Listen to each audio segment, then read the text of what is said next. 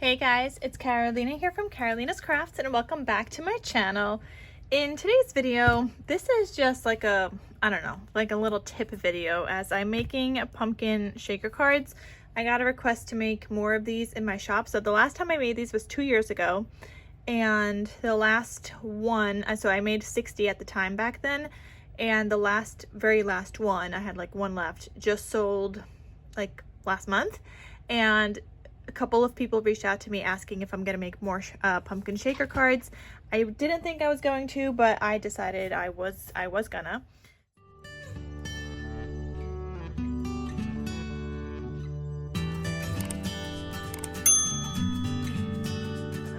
So I had ordered more of the foam.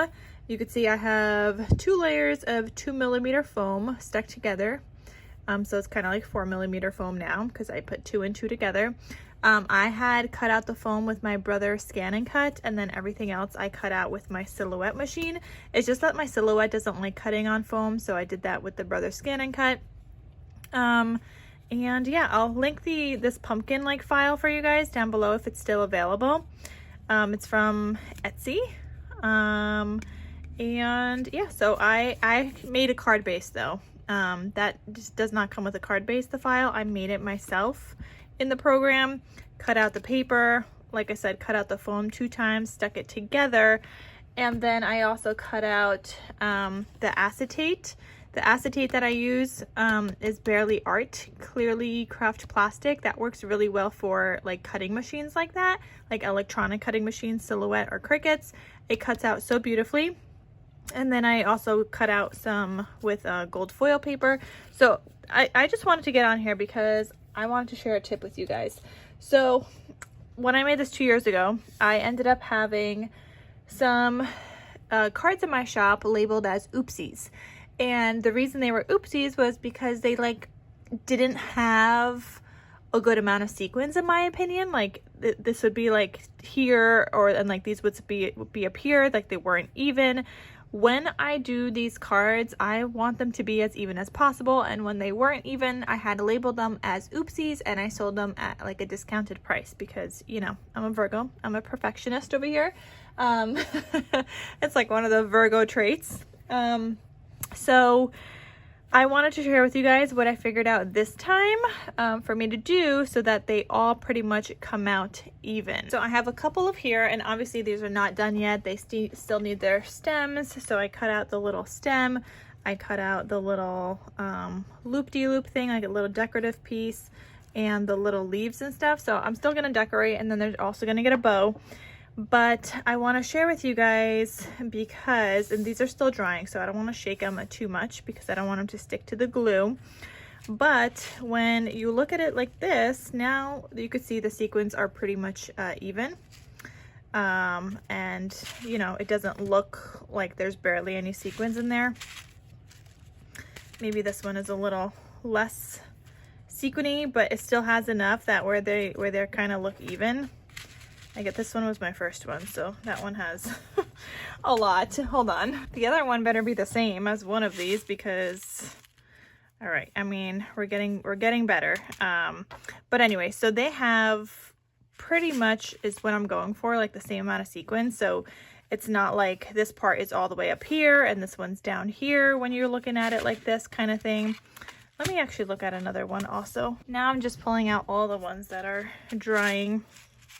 All right, so anyway, I mean, this is kind of like what we're going for, right? So I want them to be pretty even. So I used to just eyeball that and be like, okay, well, this looks good. Now I'm going to stick down the top and hope for the best kind of thing, right? Well, I don't know why I never thought of this before, and it doesn't seem like it's working out 100%, but still better than before. And so what I measured out myself is that, so this is my sequins mix right here. I made a bunch, and I'm hoping that this is going to last me for all the cards that I'm making. I don't know. If it does, then fantastic. I'd rather have leftover than not enough. But if it doesn't, then I'm going to have to order more sequins because I don't have brown anymore either, which I added in here. But anyway, that's going to be a whole other project if I don't have enough. So what I figured out right now is that I'm going to add in 1/4 teaspoon of sequins into the outer pieces and then 1 teaspoon into the center.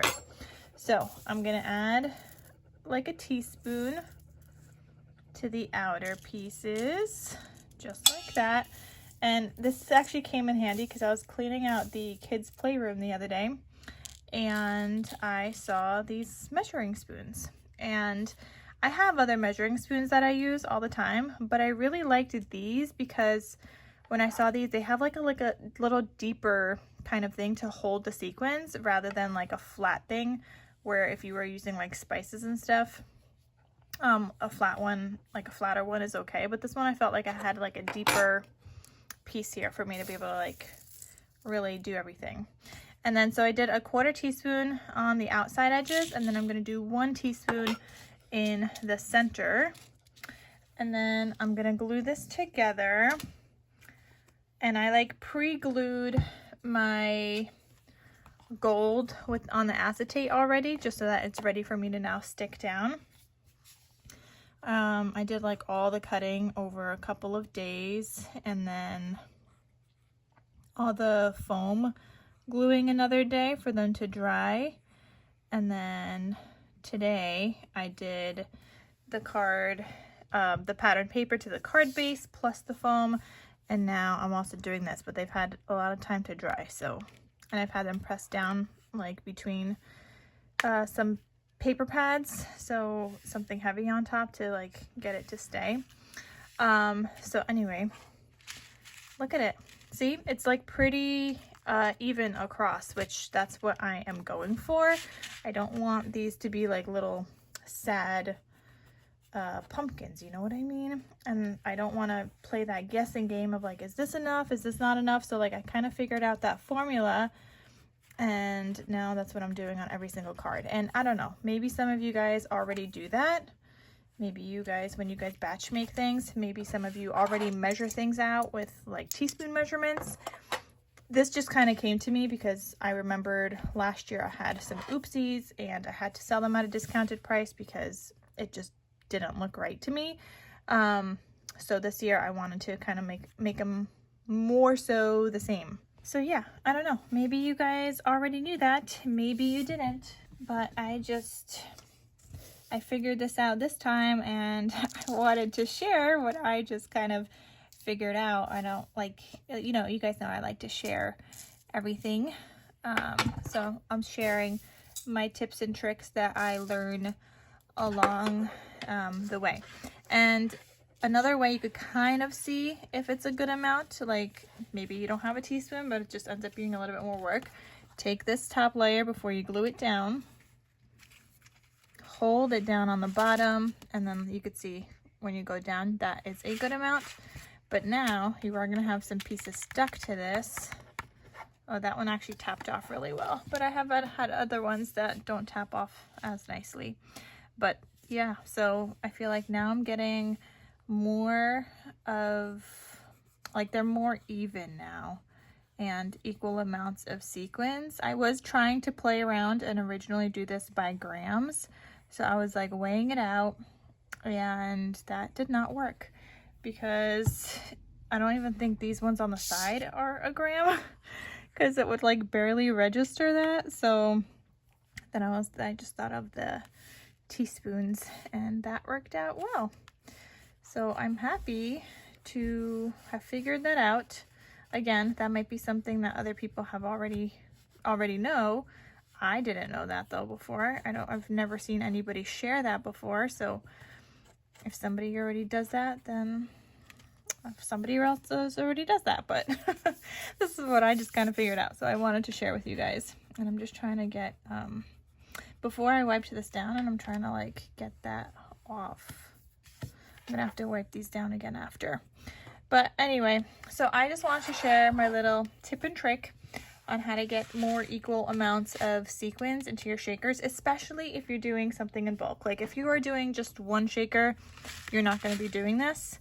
But if you are making, like, let's say you're making shakers for like a craft fair, right? And you're making a bunch, like you might want to try this little tip so that they are, you know, the same. Or if you are batch making stuff for your Etsy shop, like I am today, then this is a good tip. But obviously if you're just making one of something, then this isn't really for you, because with one you could just eyeball. I mean, it's just one, right?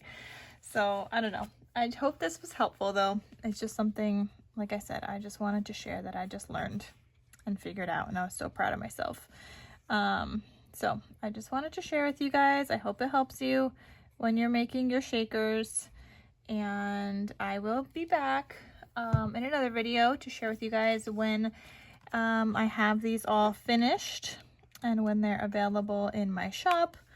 And I'll do like a more detailed flip through of the different patterns that I have for the backgrounds and whatnot. So yeah, all right, well, that is all, you guys. Thank you guys so much for watching, and I'll see you in my next crafty video.